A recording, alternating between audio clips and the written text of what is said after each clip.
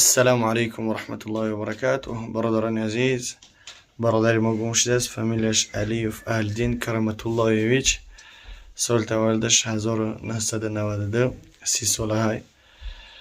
صورت شده این بر میمانم، میتونی که کدامید که بینید در شهری سن پتربورگ، поселок Новый Свет، Катинский район، Ленинградской область. روزی 7 می 2022 گم شدگی معلوم نیست در جای قدش میونه ها یک 60 سانتیمتر.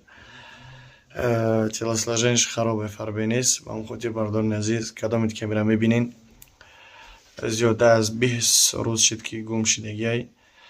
در حق پدر و مادرشان دعا کنین که خداوند صبرشان بده.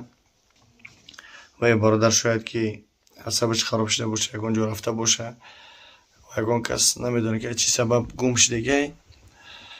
همون مثال داریم فرزند، حس میکنیم چی درد اگر فرزندی هر کدی ما و شما گم شوه، یا اینکه اکا و دادر یا که اپا و خوار خدا نکنه.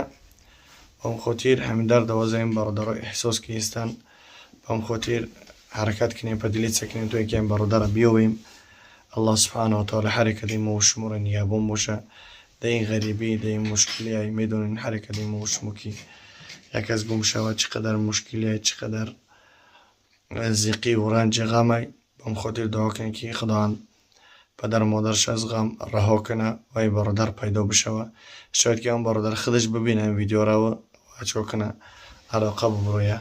رقم هایی که در اکران میبینین میتونین که زنگ بزنین پیدا بکنین، یا که انشاءالله چه که دستون میان کمک کنین. السلام علیکم و رحمت الله و برکاته.